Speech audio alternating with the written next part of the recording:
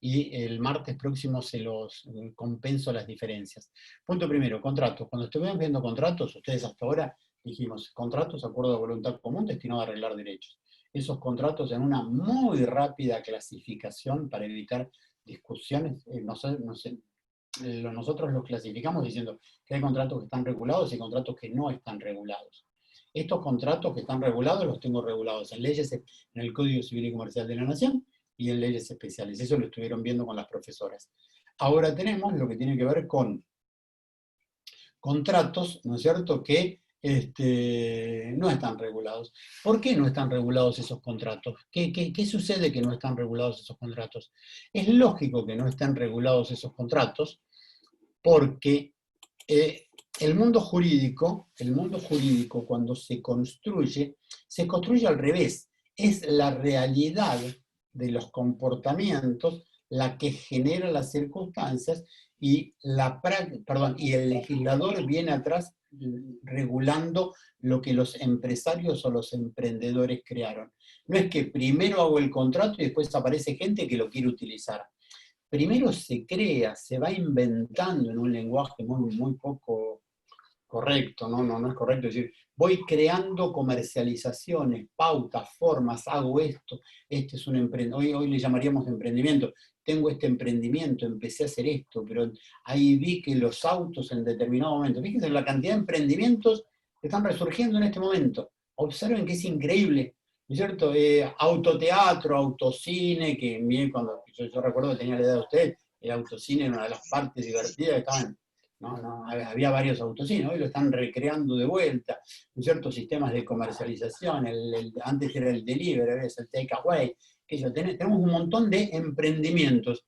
Y el legislador va después tratando de regular esto, ¿no? A veces lo hace bien, a veces no lo hace tan bien, y lo va regulando, entonces me aparecen figuras que tengo reguladas, que hay una regulación que le voy a aplicar, y tengo otras que no están reguladas, pero que existen. Correcto, si alguien dice, che, tengo un programa en el takeaway, la pregunta es, ¿dónde lo estudio esto? Está todavía. No está ni en la ley, no está en ninguna parte, pero yo tengo que saber que existe. Entonces ahí voy a saber que existen las construcciones. Normalmente estas contrataciones, o la mayor parte de estas contrataciones, surgen de que pueden surgir como algo verdaderamente novedoso, vuelvo a repetir, verdaderamente novedoso, o algo, ¿no?, que se le adiciona algo a otra figura contractual. Ayer estaba escuchando, ¿no?, que Amazon, la parte de desarrollo de Amazon, estaba ya admitiendo, y habían aparecido los primeros, ¿cómo se llama el aparatito donde ponen la tarjeta de crédito? O la de débito. El Postnet.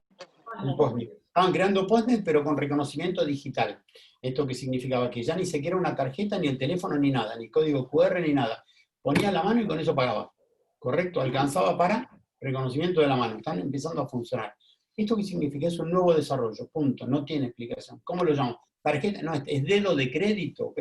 Es, dígito credit digit, es como que, vuelvo a repetir, hay creaciones, lo estoy diciendo así bizarramente para que observen que mientras nosotros estamos acá, alguien está inventando cosas que van a modificar nuestro sistema de comercialización cotidiano. Y otros lo que están haciendo es agregándole una variante a la comercialización, el takeaway, que yo, antes te lo mandaba yo, Rappi, Globo, qué sé yo, ahora lo encargás y lo podés venir a buscar vos, por decirlo de alguna manera, ¿no es cierto? Entonces se le va agregando algo para que me permita modificando algo. Modifica un poco, a veces esa modificación es tan importante que le da características propias.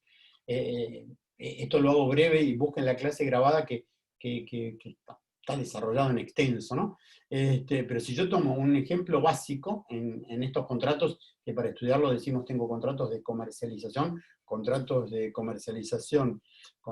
industrialización, contratos de servicios y otras variantes más, van a ver que en los contratos de comercialización aparecen todas las pautas no reguladas que tienen que ver con los métodos que existen para que el productor, fabricante o importador coloque algo entre los consumidores. ¿Correcto? La vez pasada hablábamos, hay relaciones paritarias y relaciones de consumo. Todos estos contratos, el que celebre, el último, el que lo celebra con el consumidor, ¿no es cierto?, va a ser un contrato de consumo, pero el anterior, el que está antes del consumidor, con el que lo fabrica, no va a ser un contrato de consumo, va a ser un contrato paritario, pues que no compra para sí, compra con intención de volver a vender. Entonces acá me aparecen los elementos. Estos contratos en esencia nacen casi todos de una distribución, que esa distribución se va luego afinando, por decirlo de alguna manera, se va determinando en cada caso puntual, y es así como en la práctica vemos que son distribuciones indiscriminadas, todo distribuidor vende los productos de todo el mundo, ya empezamos otras que son selectivas y otras que son exclusivas. Entonces yo tengo, por ejemplo, algo que ustedes van a llamar mayorista. Che, ¿dónde compra el almacén? El mayorista. ¿No es cierto? ¿Y dónde compra el verdulero? Y el verdulero compra en el mercado el mercado que está en Ezeiza, el mercado no me acuerdo ahora, el mercado central de Buenos Aires, el mercado central de Buenos Aires que está en la autopista de Ezeiza. Y va y le compra a quién, a los mayoristas que están ahí. Las mandarinas se las puedo comprar a uno o a otro. Es indiscriminado, no estoy mirando qué le compro, sino que me compro de acuerdo a las consecuencias y sin mirar mucho. Esas mismas distribuciones luego se van haciendo selectivas. Ya cuando quiero seleccionar, quiero que el producto, por una cuestión de producto, el distribuidor esté con una formación distinta o lo exhiba en un lugar distinto. Esa es una distribución selectiva, se selecciona. Y después me aparecen distribuciones que son exclusivas. En esencia siempre es un distribuidor. Lo que pasa es que este distribuidor trabaja solo para vender, no sé, Philco, trabaja solo para vender Whirlpool, trabaja solo para vender Apple, trabaja solo para vender, no sé, Samsung. ¿Correcto? Son distribuciones exclusivas. Y después esos contratos que son de distribuciones que son exclusivas, pero que en lo legal, vuelvo a repetir, no tienen ninguna diferencia con una distribución indiscriminada, le podemos ir agregando elementos, ¿no? Entonces en la comercialización, y me aparece el servicio de postventa, la garantía, la red, y ahí llega un momento que llega a tener tal nivel de características que es un contrato nuevo, y ahí me aparece un contrato que sí está regulado, que es la concesión. ¿Qué es la concesión en esencia? La concesión en esencia es un contrato de distribución exclusiva más servicio de postventa, más garantía, más red de concesionarios. ¿No? Pero nació como una distribución exclusiva. Entonces la pregunta es, ¿una concesión es una distribución exclusiva? No, es más que una distribución exclusiva. Y encima tiene un elemento que lo hace caracterizante. ¿Esto qué significa? Que toda concesión implica una distribución exclusiva, pero no toda distribución exclusiva implica una concesión. Esto es lo que tengo que aprender a razonar y que tengo que aprender a entender para entender la figura. Y después, si a esa concesión, que es una distribución exclusiva, más servicio de postventa, más esto, le agrego el uso de marca y le agrego un know-how, tengo una franquicia. O sea, hay un elemento que la concesión, como que la amplío, la llevo, le doy un elemento caracterizante, que es el know-how, la asistencia franquiciante, franquiciada, algunas características, y hay franquicias. Esto es lo que voy a ver. Y otra cosa que no me puede marear jamás es el nombre que se le da al contrato. Porque en la práctica comercial argentina dice, te vendo franquicias, comercializo franquicias de algo que ni siquiera se vendió, nunca. Entonces, no puede. ¿Por qué? Porque para que haya una franquicia tiene que haber un sistema probado de comercialización. Yo no puedo establecer franquicias si no tengo el negocio probado. Correcto, primero tenía que tener el negocio probado, lo vieron en la película. Tengo un negocio que vende hamburguesas, ya ahora vende hamburguesas. A la gente le gusta esto y tiene que ser esto. Entonces yo te enseño esta comercialización. Correcto, negocio probado. Acá en Argentina, es decir, bueno, voy a fabricar, no sé, bichitos y vendo fabricantes de bichitos. A ver, ¿quién quiere vender? Esas son distribuciones, ¿correcto? Son formas de comercialización que no las puedo llamar franquicia porque realmente no son franquicias. Entonces me aparecen los distintos contratos, cada uno tiene una característica propia. Y lo que tengo que entender es esa característica propia. Esa característica propia. El primero que me aparece es esta distribución. La distribución no está regulada, sí tiene una regulación indirecta en el 1500, en el 1511 del Código Civil, cuando me regula la concesión, me dice, en cuanto sea compatible, ¿no es cierto? En cuanto sea compatible, se le aplican las reglas de la concesión a la distribución. Es una norma de remisión complementaria. Y también le aplicamos el 970, que habla de contratos innominados, contratos que no están regulados, y dice que se le pueden aplicar las reglas de las figuras análogas. Esto Significa que si yo tengo un contrato que se parece mucho a otro, en esencia, se parece mucho a otro, tiene sus mismas características, uno está regulado, el otro no, le puedo aplicar las normas, ¿no?, del que está regulado al que no está regulado. Después los contratos tienen la distribución que más o menos se las expliqué recién. Va a aparecer otro contrato de comercialización. Puedo terminar la... Es una señal de la doctora Busnadiego, se me aclaro por las dudas, porque justo le hizo un mensaje en el teléfono. Y está el contrato estimatorio, que lo va a explicar la doctora Busnadiego seguramente en un rato cuando yo me voy. Y después hay otros contratos. Paso a explicar otros contratos que tienen que ver con, por ejemplo, el contrato de garage.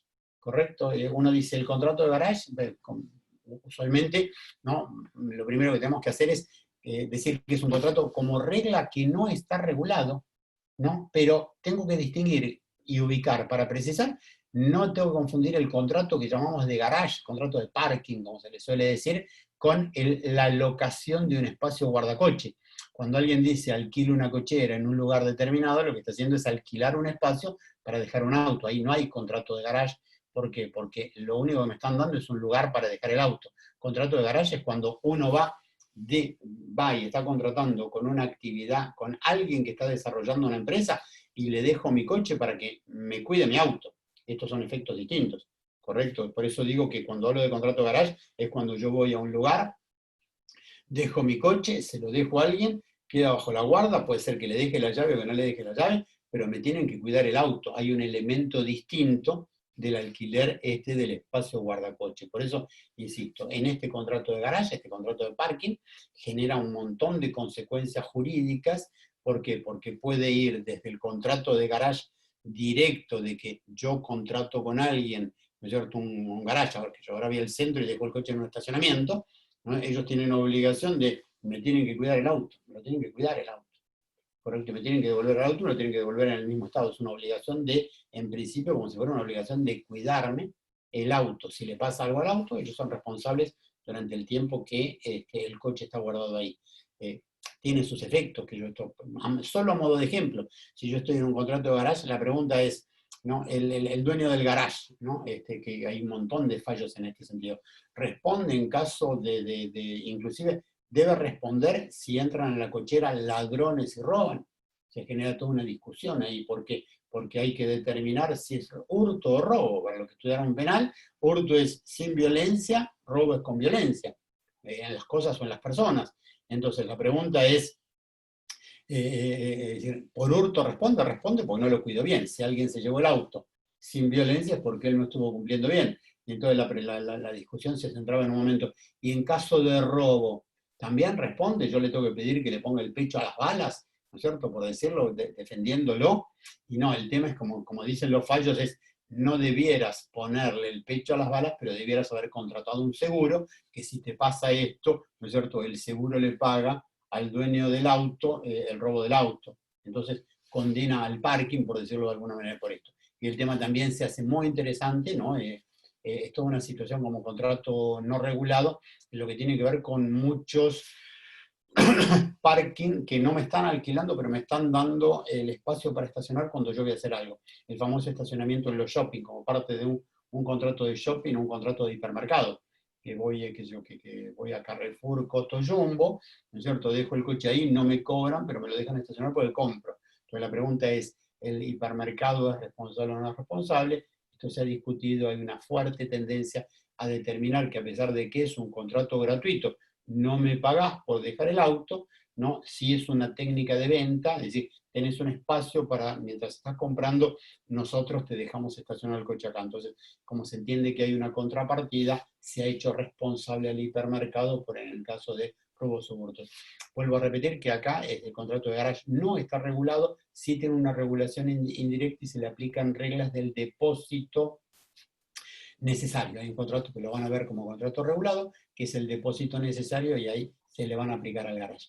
Después tenemos una serie de contratos asociativos, que ya los vieron, que son las UTE, los consorcios de cooperación, y después técnicas de comercialización, explicamos las técnicas de comercialización y nos vamos. Técnicas de comercialización, no, técnicas de descripción. Ustedes van a escuchar que en la terminología de contratos es una que es la más común, es el know-how. Know-how es el saber cómo. Saber cómo es tener un conocimiento. Es muy usual que se contrate sobre la base de tengo un conocimiento. El know-how, por ejemplo, necesariamente tiene que integrar una franquicia. Para que haya franquicia tiene que haber un know-how. Alguien tiene que saber, tiene que tener ese saber cómo, ese know-how. Entonces, cuando yo te enseño a vos cómo hacer una hamburguesa con estas características, cómo hacer estas papas fritas con estas características, te estoy diciendo, te estoy explicando un know-how. Solo lo puede enseñar el know-how el que lo tiene. Todos tenemos un know-how. Yo como vos tengo un know-how, no sé si será bueno o malo, pero lo tengo. Como profesor tengo un know-how. No sé si será bueno o malo, pero lo tengo. Ese know-how es lo que forma parte de las contrataciones. Ese know-how se toma en sentido amplio, como lo estoy usando yo, o en sentido estrictamente secreto. Yo sé cómo, no sé, yo tengo en secreto la vacuna contra el COVID-19. ¿Y por qué no la patentas? Porque no quiero. Te la vendo a vos en $1.000.000. ¿Me la pagás? Podría ser perfectamente, hay que ver si lo tiene. Ese sería un secreto absoluto, ¿correcto? Puede decir, no, si yo la paso, a lo mejor no gano tanto, que yo, y acá se la vendo a 20 y gano mucho más. Vuelvo a repetir, sería algo secreto, ¿correcto? En el secreto, es decir, lo contrario del know-how secreto es cuando lo patenté. Cuando lo patenté es invento de descubrimiento, tengo la protección de la ley por el plazo. Correcto, pero a lo mejor no me conviene, de acuerdo a las características, patentarlo. ¿Por qué? Por alguna circunstancia de mercado, entonces me lo quedo. Es lo que llaman los secretos industriales. Van a ver que hay un montón de situaciones que tienen que ver también con que si lo patento cualquiera lo puede utilizar, a lo mejor no lo utiliza alguien acá, pero lo saca alguien y se lo lleva, no sé, a Panamá o a Guatemala, y si bien hay protección legal por la Convención de París, ¿no es cierto? No puede utilizarlo de esa manera y a lo mejor manteniéndolo secreto, nadie lo conoce y se lo protege de otra forma. Eso no, otra palabra Profe, muy perdón, común. una pregunta. Déjenme terminar con esto y contesto antes de irme, ¿sí? Solo un segundo. Otra terminología es fazón. Cuando dice trabajamos a fazón. Fazón no es un contrato, es una modalidad de contratación. ¿Correcto? Fazón significa por cantidad, por cantidad. ¿No es cierto? ¿Cómo trabajas? Me pagan, qué sé yo, me pagan uno por cada, no sé, me pagan uno por cada mueble que arme, o me pagan 100 por cada mueblecito que armo. Entonces tengo un contrato de fazón. Contrato de fazón es el que puede hacer un frigorífico. Ahí está, que es un ejemplo eh, para los vegetarianos, un ejemplo duro, ¿no? Es decir, el frigorífico, ¿cómo trabaja? Trabaja a fazón. Es decir, me bajas la vaca y si querés que te la mate, te cobro esto, me quedo con el cuero, con esto, te doy esto y te cobro esto, o me pagás con esto y te pago esto. Es fazón. Fazón es en función de lo que se va a trabajar.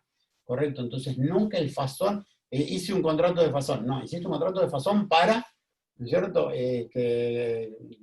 Para comercializar las vacas, para matar las vacas, para matar los chivitos, le estoy dando un sentido así medio bizarro, pero bueno.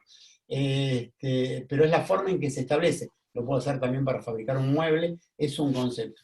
Y otro día les amplío, que no lo voy a hacer ahora, vamos a contestar estas preguntas, la maquila, que es un contrato regulado, pero después lo vamos a charlar. Es otra forma. Sí, dudas. Tenemos 5 minutos para dudas. Alguien me estaba queriendo preguntar algo.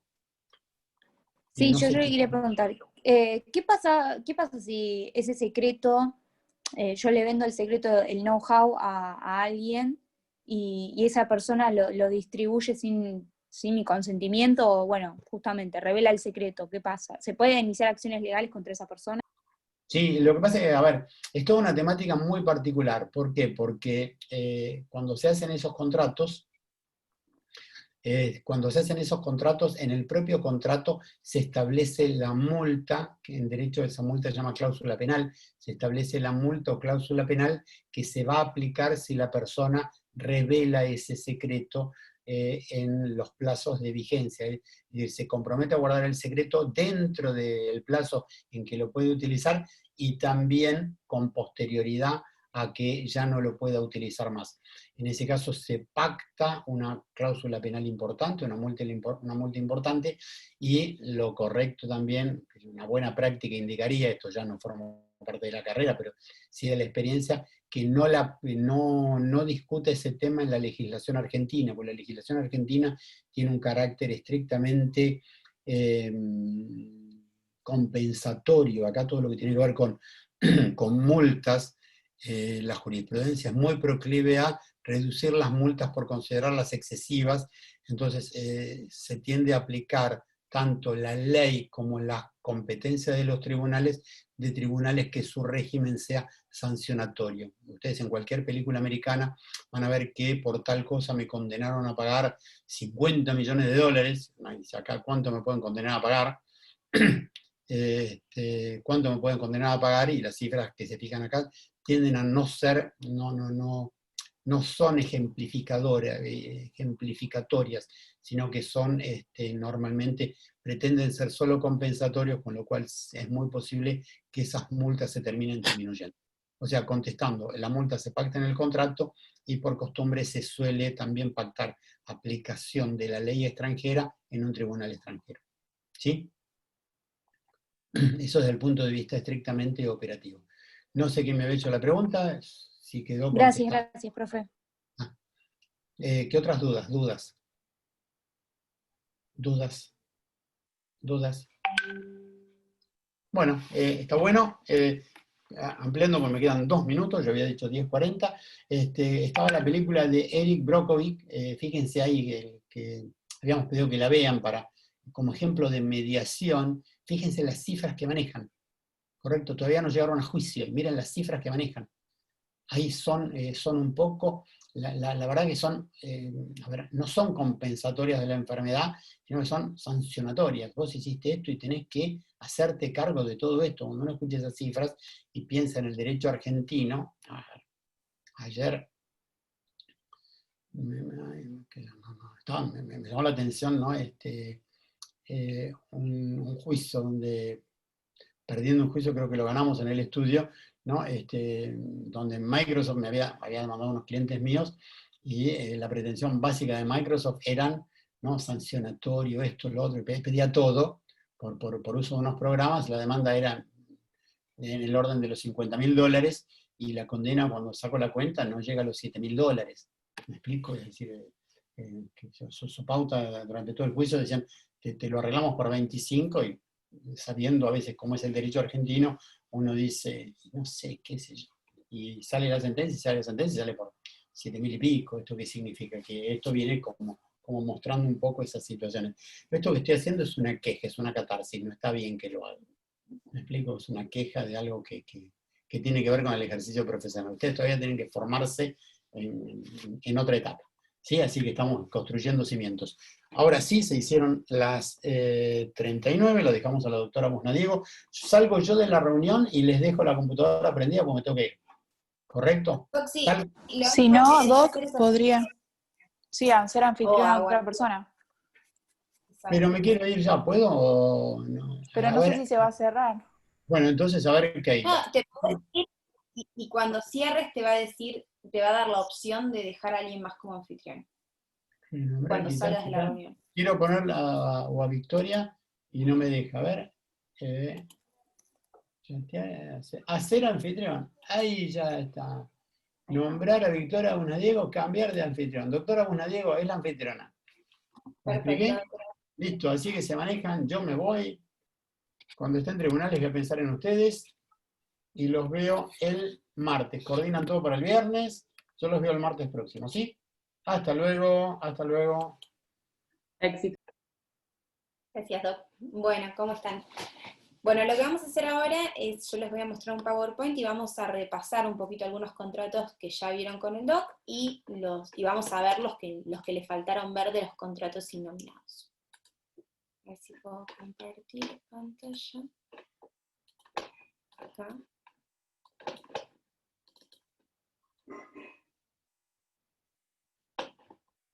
¿Ahí ve mi pantalla? Sí, se ve perfecto. Bueno, buenísimo. Entonces, como les decía, a ver, ustedes empezaron a ver contratos legislados con la doctora Martinelli, el viernes vamos a seguir con los contratos legislados, pero como les decía el doc, hay varios contratos que se dan en la práctica y que puede que la legislación no haya llegado a legislarlos o que haya estimado que no es necesario legislarlos porque son contratos que van evolucionando y se van dando en la práctica. Sin perjuicio de eso, nosotros tenemos que saber conceptualizarlos y saber distinguirlos. Siempre cuando ustedes ven los contratos, lo importante es que vean cuáles son los elementos característicos que hace que ese contrato sea ese y no sea otro. Siempre hay elementos propios. Ustedes vieron recién el contrato de distribución, que es el contrato por el cual se distribuye a nombre propio un determinado producto del fabricante. Y el doc les hacía la distinción recién con el contrato de concesión, en donde además de eso tienen un servicio de postventa. Entonces, siempre que ustedes vean los contratos, vean esos elementos característicos que va a hacer que ustedes puedan distinguir cuándo estamos hablando de un contrato de distribución, cuándo estamos hablando de un contrato de concesión, o cuándo estamos saltando una franquicia. Siempre vamos sumando elementos y llegamos a esa conclusión. No voy a perder más tiempo en el contrato de distribución porque ya lo vieron recién con el doc, así que vamos a Profe, acá preguntan en el chat si contratos de comercialización o distribución es lo mismo. Bien. Contrato de distribución y comercialización no es lo mismo. Comercialización es la gran categoría. Nosotros cuando hablamos de contratos innominados, los distinguimos en contratos de comercialización, de servicios financieros o asociativos. Son grandes categorías de contratos. La comercialización como si es el contrato de compraventa, que es el contrato madre, y sobre eso tienen distintos contratos que se relacionan con la comercialización de productos y de servicios. Dentro de los contratos de comercialización que no están regulados en el código, encontramos el contrato de distribución. El contrato de distribución, que ya lo vieron recién y vieron las modalidades. Lo propio del contrato de distribución es que el distribuidor compra productos a nombre propio y los vende a terceros. Es una forma de establecer canales de distribución, de comercialización de los productos, ¿sí? Porque puede ser que muchas veces una empresa, el fabricante, no tenga los recursos o no quiera invertir esos recursos en tener todo el canal de distribución. Entonces, como forma de comercializar esos productos, establece este contrato de distribución. Pero tengan en cuenta que siempre que el distribuidor va a actuar en nombre propio y va a adquirir esos productos y revenderlos. Eso es lo propio del contrato de distribución. Ahora vamos a ver el contrato estimatorio, que si no lo vieron recién. El contrato estimatorio es por el cual el concedente entrega a otra parte, que es el concesionario, cosas muebles estimando su precio al momento de la entrega y con el compromiso de que si el concesionario no restituye las cosas dentro del tiempo acordado, tiene que pagar el precio convenido. Para entender el contrato estimatorio, tienen que verlo, en Argentina se denomina incorrectamente una consignación, una entrega en consignación. ¿Cuál es la consignación? La consignación es donde el consignatario se obliga a vender ese producto, ¿correcto? Ahora, ¿cuál es la diferencia con un contrato estimatorio? Un contrato estimatorio, el concesionario adquiere los productos, pero no tiene la obligación de vendérselos a terceros, sino que puede o vendérselos a terceros a un precio mayor, o quedárselos él, o devolverlos. Es muchas veces lo que se hace con las tiendas de ropas usadas o tiendas de muebles usados. ¿Por qué? Porque el concesionario recibe, por ejemplo, la ropa o los muebles usados con la intención de venderlos dentro de un plazo. Entonces, dentro de ese plazo, tiene la intención de venderlos a un precio mayor al convenido, ahí es donde obtiene su ganancia, y en caso de que no los venda, los puede devolver o adquirir. Entonces, entrega, pero no tiene la obligación de adquirirlos si no los vende. Esto claramente es una distinción con el consignatario, porque en la consignación ustedes tienen un intermediario que se obliga a vender los productos. Ese intermediario no puede adquirir para sí esos productos, porque justamente el objetivo del contrato es que los venda a terceros. Habría un conflicto de intereses si los adquiere él. Acá tienen un contrato estimatorio en donde el concesionario adquiere las cosas con la intención de venderlas, pero si no las vende dentro del plazo, las puede devolver al que le transfirió, al que le entregó las cosas. ¿Correcto? ¿De dónde recibe el nombre de contrato estimatorio? Porque cuando se hace la entrega de los productos usados, las partes se ponen de acuerdo y estiman cuál es el precio que van a tener esas cosas. Por eso es que recibe el nombre de contrato estimatorio. Si tienen alguna pregunta o demás, me van interrumpiendo y las vamos haciendo en el medio. Bueno. Si no, Keila, me vas diciendo si hay alguna. Seguimos con el contrato de shopping. El contrato de shopping es aquel contrato que ustedes ven usualmente con los shopping centers, con el DOT, con el Alto Palermo, imagínense cualquier shopping, en donde el propietario o la persona que tenga los derechos de explotación de ese centro comercial concede y da en uso locales a empresas interesadas en explotarlos. Ahora bien, ¿por qué estamos distinguiendo el contrato de shopping de un contrato de locación?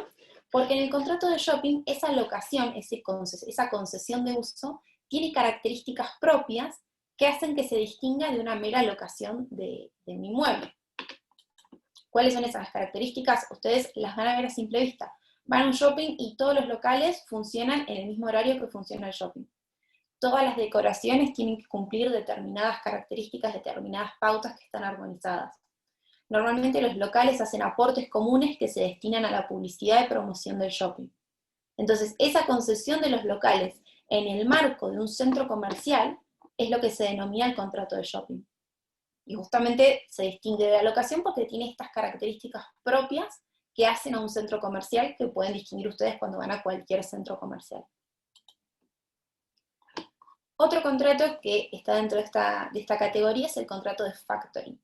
El contrato de factory se denomina cuando el mismo fabricante vende directamente al público sin intermediarios. Es lo que usualmente ocurre con los outlets. Muchas veces en el outlet no sabemos si es el mismo fabricante el que vende directamente, pero se dan estos casos en donde el fabricante vende directamente al público sus productos. Generalmente tiene un precio menor de venta y esa es la ventaja que tienen los consumidores de ir a comprar directamente en ese factoring. No confundan contrato de factory con contrato de factoring. El contrato de factoring, los vamos a ver, está dentro de los contratos legislados y es un contrato totalmente distinto. Así que cuando estén estudiando, distingan bien estos términos. Igualmente cuando vean el concepto van a ver que se trata de contratos absolutamente distintos. Otra gran categoría de contratos innominados son los contratos de industria. Dentro de los contratos de industria tenemos el contrato de licencia de marca. Esto lo vimos cuando vimos marcas y patentes y demás derechos industriales. Habíamos dicho entonces que la marca es un derecho industrial registrable que concede a su titular el derecho exclusivo de uso. Ahora bien, ese derecho exclusivo de uso, como todo derecho, yo lo puedo transferir o lo puedo licenciar. La licencia de marca ocurre entonces cuando el titular de la marca registrada le concede el uso a otra persona a cambio de un canon. Ese canon recibe el nombre de royalty. Las licencias pueden ser totales o parciales, exclusivas o no exclusivas. Yo puedo decir, por ejemplo, que el licenciatario puede comercializar, pero yo dueño de la marca también. Puede ser por zonas, yo puedo tener licenciatarios exclusivos en distintos países o en distintos territorios. Y tengan en cuenta, como estamos hablando de terreno marcario, de que para que sean oponibles a terceros, estos contratos tienen que registrarse en el INPI.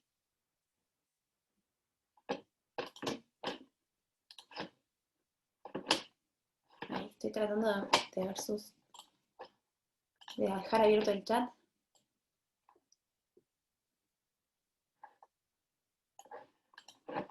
Bueno, seguimos entonces con el contrato de licencia de patente o modelo de utilidad. Vimos patentes también con derechos industriales. Las patentes o modelos de utilidad también conceden el derecho exclusivo a la explotación comercial del producto que está patentado. Entonces, yo ese derecho exclusivo de comercialización también lo puedo licenciar o transferir a cambio de un canon que es este royalty. este contrato de licencia, como ocurre con el de la marca, tiene que inscribirse ante el INPI para ser oponible a terceros. Dentro de estos contratos industriales encontramos el know-how. El know-how se los explicaba recién el doc y tienen dos acepciones utilizadas normalmente. Uno es como sinónimo de un conocimiento secreto, que es lo que les decía recién el doc con respecto de la fórmula de Coca-Cola, que no es tan secreto como se suele decir, pero son conocimientos secretos. Y la otra acepción de know-how es como sinónimo de conocimientos específicos y determinados, pero que no necesariamente son secretos. Entonces, todo aquel que sabe el saber cómo, todo aquel que sabe cómo hacer algo determinado, ese know-how tiene un valor. Y en varios contratos está inherente el know-how como una transferencia dentro de ese contrato. El contrato más característico en donde transferimos know-how es el contrato de franquicia. Pero este know-how como tal puede ser objeto de distintos contratos sinominados. Y por eso es que lo estamos viendo acá. También les comentaba recién el doc el contrato de fabricación o fasón. El contrato de fabricación o fasón en realidad es una modalidad de pago en donde el pago se realiza por la industrialización o fabricación de productos, pero por una cantidad de tareas realizadas, que es lo que les comentaban recién con respecto a los frigoríficos.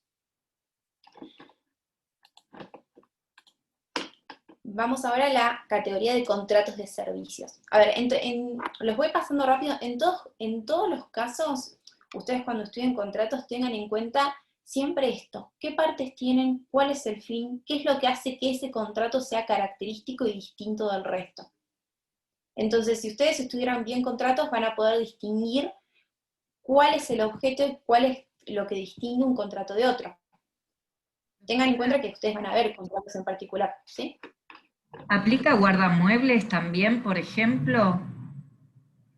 El contrato de guardamuebles generalmente tenés un contrato de depósito. El contrato de depósito está regulado, con lo cual cuando tenés una guarda de muebles, en realidad lo que estás teniendo es un depósito. O sea que el contrato de garage aplica solamente a lo que es vehículos. El contrato de garage aplica solamente a lo que es vehículos, porque tiene esa característica particular de que yo dejo el automóvil en un espacio y no solamente lo estoy alquilando, sino que me están guardando el vehículo. Y aplica solamente a automóviles. Si yo tengo cualquier otro depósito de bienes en donde el depositario se encarga de cuidar esos bienes, estamos hablando de un contrato de depósito. Igualmente, como les decía recién el doc, se aplican las reglas del contrato del depósito al garage, porque es un contrato que sí está regulado y tiene reglas propias. Ahora, Pero cuando hablamos de garage, sí. Perdón, en relación a lo mismo, entonces, ¿es legítimo cuando un garage dice que no se hace responsable por, digamos, los objetos que pudiesen faltar dentro de un vehículo cuando uno lo está dejando en guarda? El tema del contrato del garage y las responsabilidades que apareja es un tema muy complejo y muy casuístico. O sea, los tribunales y la jurisprudencia han determinado distintas responsabilidades en distintos casos. Ese cartel que vos decís muchas veces se pega y se pone en contratos en donde tengo un garage gratuito, porque no tengo una contraprestación, pero lo tengo cuando dejo el auto en un shopping, en un centro comercial, en un hipermercado. Normalmente no tenés ese contrato, ese cartel cuando vos estás dejando tu auto en un garage que dice garage y lo estoy solamente dedicado a eso. Entonces, dependiendo del caso, la jurisprudencia se ha determinado distintos casos. Recién les comentaba un poquito, yo creo que lo decía en esta comisión, que a ver, depende mucho cuáles son las obligaciones. O sea, los tribunales han dicho, yo tengo el deber de la persona que guarda el vehículo, es cuidar ese vehículo y establecer medidas de seguridad, contratar un seguro. Por ejemplo, si hay un hurto de algo dentro de un automóvil y no hay medidas de seguridad, va a ser responsable el estacionamiento. Ahora bien, si viene una persona con violencia y hace un robo de cuestión de elementos que están dentro del auto, ahí hay que ver si hay una desviación del mecanismo de responsabilidad por el uso del vehículo. Eso es una cuestión de derecho de daños y responsabilidad. Sepan que un elemento propio del derecho de daños que no puede cerrar. guardar lo que está ahí. Ahí. Adrián, me parece que tenés prendido el audio o alguien más, ¿no? Que hace interferencias, puede ser. Sí, gracias. Gracias, profesora, entendí, gracias. Siempre ustedes vean el objeto del contrato y después la casuística la van a ir viendo en cada contrato y cómo se van dando las responsabilidades. Otro de los contratos que vamos a ver es el contrato de consultoría. El contrato de consultoría, de nuevo, no está regulado en el código e implica suministrar una información o dictamen que esté fundada en conocimientos científicos o técnicos. Puede ser una consultoría legal, financiera, una consultoría comercial, de marketing. Son siempre conocimientos técnicos fundados, que pueden ser científicos o técnicos, y la obligación está fundada en esos conocimientos. Es un asesoramiento. Por otro lado, tenemos una gran categoría que se llaman contratos informáticos. Los contratos informáticos son dentro de los rubros que más ha avanzado y han evolucionado, y hay distintas variables, pero en general se trata siempre del tratamiento de forma automatizada de datos a través de computadoras u ordenadores. Cuando hablamos de informática siempre es el tratamiento de datos. Ahora vamos a ver contratos financieros y nominados. Lo que vamos a ver ahora es la carta de crédito. La carta de crédito la deben haber visto usualmente en lo que se llaman los cheques de viajero. Es una orden que da una persona a otra para que esta otra persona le pague al portador una determinada suma de dinero o hasta un máximo de una determinada suma de dinero que está fijada en la carta de crédito. Es un instrumento de crédito, con lo cual normalmente está aparejado a otra situación comercial y contractual, en donde yo lo que quiero hacer es garantizar el pago, y como garantía se otorga esta carta de crédito. Yo acá les puse un ejemplo porque la carta de crédito es muy utilizada en operaciones de comercio exterior. ¿Por qué? Puede suceder, por ejemplo, que el dador, que es el comprador o importador de las mercaderías, esté en una plaza, esté en Argentina, y el pagador, o sea, el fabricante de los productos, esté en otra plaza comercial. Por ejemplo, vamos a poner el ejemplo de Estados Unidos. Entonces, yo tengo que, como dador, pagarle al fabricante una determinada suma de dinero acordada en ese contrato. Ahora bien, ¿cómo le pago esa suma de dinero si no estoy en la plaza? Lo que hago es que el dador le entregue una carta de crédito al portador, que es el fabricante, el cual se la va a presentar al pagador que está en la misma plaza comercial que el portador. Entonces puede ser un banco o puede ser una persona que yo tenga de confianza en esa misma plaza. Entonces yo le entrego a mi fabricante esa carta de crédito y le digo, anda a tal persona o anda a tal institución financiera que está en esa plaza y cobra ahí. Esto es una de las formas de utilizar una carta de crédito. Es muy similar, van a ver las diferencias cuando vean títulos cambiarios y vean letra de cambio. Entonces acuérdense de este funcionamiento. La carta de crédito tenés un dador y un pagador, y se le entrega a un portador para que se la presente ante el pagador y cobre esa determinada suma de dinero. Y es un instrumento de crédito. Esto es un ejemplo de cómo se puede utilizar. Por supuesto hay infinidades de ejemplos y se pueden dar todos los casos y utilizaciones que se les ocurran. Pero siempre es un contrato de crédito. Otro de estos contratos es el contrato de underwriting. Van a escuchar este término cuando estemos hablando de mercados y de bolsas de comercio, que lo vamos a ver más adelante en la materia, pero para situarse en esta situación, tengan en cuenta que cuando vimos sociedades, habíamos visto sociedades cerradas, o sociedades que se denominan de familia, y sociedades abiertas. Las sociedades abiertas son las que cotizan en el mercado, hacen una cotización, una oferta pública de sus acciones. Como vimos también, yo puedo cotizar acciones o puedo cotizar títulos de deuda, debentures, obligaciones negociables, en donde yo lo que cotizo en el mercado no es la acción de la sociedad, sino un título de deuda que vale X a ese título dice, te voy a pagar X plata al cabo de X tiempo. Entonces es una forma de que esa sociedad se haga de fondos en la oferta pública sin acudir a una institución financiera y esos títulos circulen en el mercado. Entonces, el proceso de colocación de valores, sea de acciones, sea de obligaciones negociables, sea de títulos de deuda en el mercado, es un proceso complejo que interviene la CNB y hace autorizaciones, y muchas veces lo que se hace es acudir a una entidad financiera que se va a encargar de hacer toda la emisión y colocación de esos títulos en el mercado. Ese contrato es lo que llamamos el contrato de underwriting. Es la colocación que hace una entidad financiera de valores negociables en el mercado, que tiene la especialidad para hacerlo.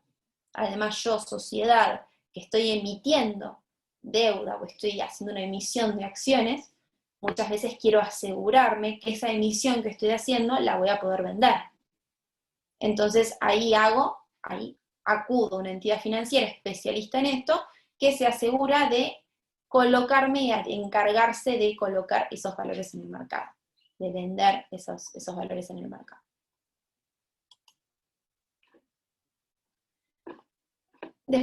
Después, por último, tenemos una categoría que son contratos asociativos y parasociales.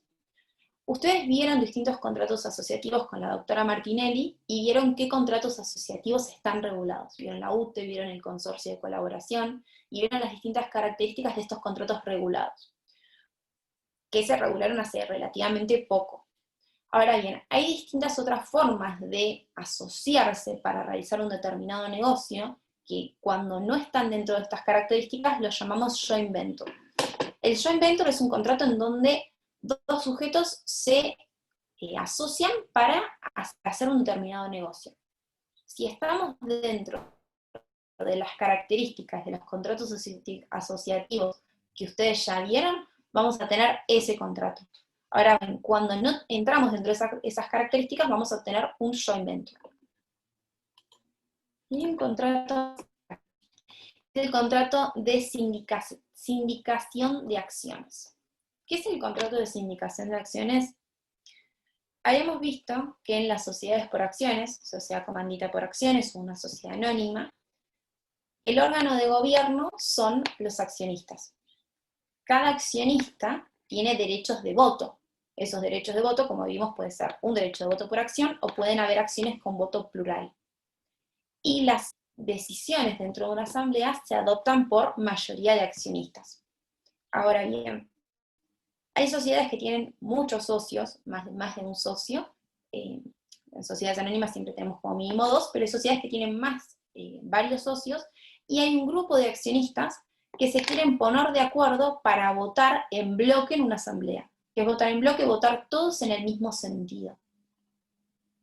¿Para qué es esto? Para tratar de controlar un poco y acordar el manejo de una sociedad. Si ustedes tienen 10 accionistas en una sociedad anónima y todos votan de forma independiente, muchas veces no van a saber cuál va a ser el sentido de la votación. En cambio, si 6 accionistas nos ponemos de acuerdo en que todos vamos a votar en el mismo sentido, nosotros sabemos que con ese acuerdo podemos controlar el destino de una votación. Vamos a tener la mayoría para acordar y resolver una determinada resolución social. Ese acuerdo de voto, de hacer un frente común, es lo que se llama contrato de sindicación de acciones, que no está regulado en el código, pero tiene una amplia recepción jurisdiccional y doctrinaria, con lo cual, si bien no está regulada en el código, tiene muchas normas que se han ido dando de forma jurisdiccional. Bien, el Power igual se los voy a compartir en el Classroom, así que lo van a tener y tienen todo explicado en el libro. Siempre la idea es que ustedes, cuando vayan viendo los contratos, traten de identificar qué es lo propio de esos contratos. Y en estos contratos, como no tenemos una definición legal que nos da el código, las definiciones se van armando doctrinariamente de acuerdo a cómo se ven estos contratos en la práctica, que es lo que vimos recién. ¿A alguno le queda alguna duda de los contratos que vimos?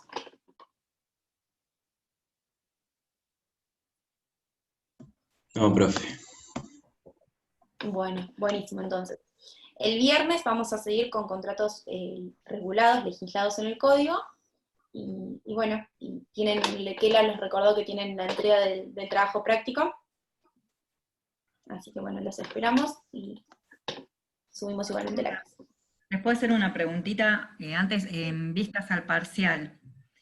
Porque estoy teniendo como criterios muy distintos de las distintas cátedras, entonces quisiera enfocar en por